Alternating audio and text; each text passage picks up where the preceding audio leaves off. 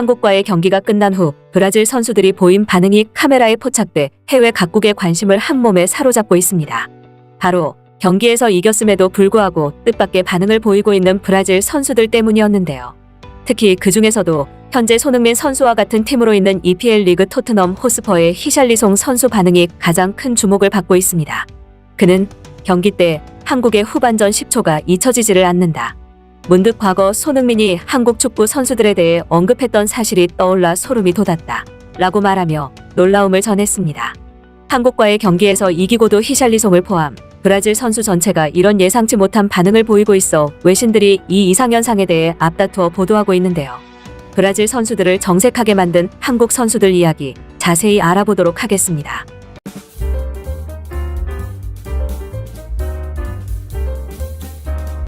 한국 축구대표팀이 세계 최강 브라질과의 수준 차이를 절감하며 국제축구연맹 월드컵 8강 진출에 실패하고 말았습니다. 그러나 상대는 월드컵 유력한 1위 후보였기에 졌지만 잘 싸웠다. 라는 반응이 대부분인데요. 한국 시간 6일 파울로 벤투 감독이 이끄는 한국은 6일 카타르 도하의 스타디움에서 열린 브라질과의 2022 피파 카타르 월드컵 16강전에서 1대4로 져버렸습니다. 한국은 전반에만 4골을 내주면서 흔들렸지만 후반에 공격적인 교체를 통해 백승호 선수가 중거리 슛을 꽂아 넣으며 한 골을 만회하며 위안을 삼았습니다. 이로써 2010년 남아공 월드컵 이후 12년 만에 16강에 진출했지만 사상 첫 원정 8강전 진출을 노렸던 한국의 도전은 4경기 만에 마무리되며 아쉬움을 남겼습니다. 그러나 대부분 졌지만 잘 싸웠다. 라는 반응들을 보이고 있는데요. 경기 직후 외신들은 한국은 피파 랭킹 1위인 브라질을 상대로도 물러서지 않고 맞불을 놓았다. 적극적으로 브라질을 압박하고 투쟁적으로 몸싸움을 펼치면서 공을 탈취한 뒤 빠르게 전방으로 공을 보내며 기회를 엿봤다. 게다가 후반전 한국은 브라질을 상대로 중장거리 슈팅을 성공시키며 득점에까지 성공했다. 0대4와 1대4는 다르다. 멋진 경기였다. 라는 호평을 남겼습니다. 브라질이 강한 상대인 것을 알고 있음에도 최선을 다한 한국 선수들 역시 대단했는데요. 특히 전반전에서만 브라질에 휘몰아치는 공격에 4골을 먹힌 한국은 그럼에도 포기하지 않고 후반전까지 끝까지 포기하지 않으며 끝끝내 한 골을 터뜨렸습니다. 역시나 이번에도 이강인 선수의 경기력이 빛나는 순간이었는데요. 전반전 대실점을 하고 한 골이라도 만회하기 위해 벤투 감독은 강수를 두었습니다. 후반 29분 이재성을 빼고 이강인 선수를 투입했고 이강인 선수가 들어가자마자 한국팀은 2분 만에 만회골을 넣을 수 있었기 때문입니다. 역시 비장의 카드라는 별명을 가진 이강인 선수다운 놀라운 경기력이었습니다. 또한 프리킥 상황에서 뒤로 흐른 공을 백승호 선수가 왼발로 강력한 슈팅을 때려 브라질 골망을 흔들었는데요. 이로써 백승호는 이번 대회에서 알리송 골키퍼에게 처음으로 실점을 안긴 선수가 되며 이름을 알렸습니다. 비록 3골 차로 한국이 지긴 했지만 끝까지 포기하지 않고 후반전까지 최선을 다한 한국 선수들과 감독의 기계에 외신들의 반응이 뜨거운데요. 축구 전문 매체 데일리 메일은 사실 오늘 경기는 예정된 결과나 다름없었다. 상대는 월드컵 우승 후보인 브라질이었다. 그러나 한국은 그런 강호에게도 굴하지 않고 마지막까지 날카로운 공격들을 퍼부었다. 결국 한 골 득점을 낸 한국 선수들의 정신력은 놀라울 따름이다. 또한 그와 함께한 벤투 감독의 열정 역시 대단했다. 라는 평을 남겼습니다.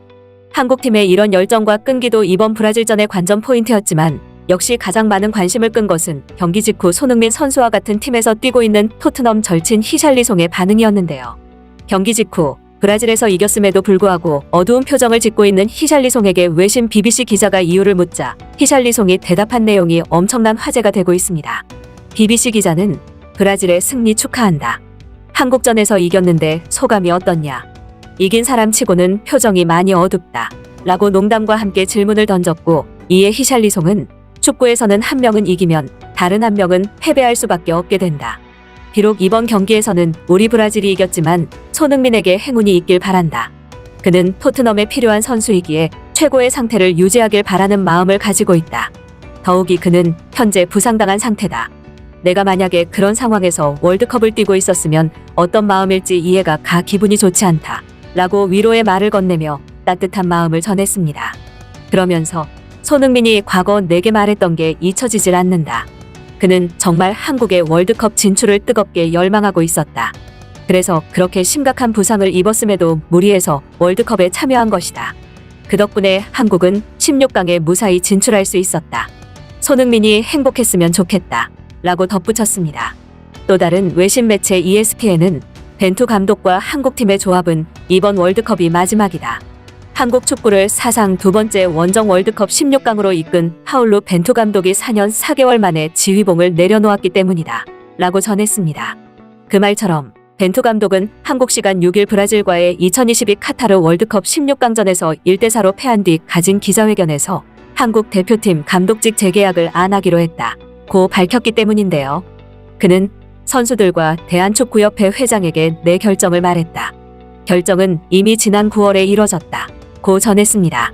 벤투 감독에 따르면 정몽규 축구협회 회장은 이번 월드컵 아시아 최종 예선이 끝난 뒤 벤투 감독에게 재계약 제의를 했고, 벤투 감독은 지난 9월 재계약을 하지 않겠다는 뜻을 전했다는데요.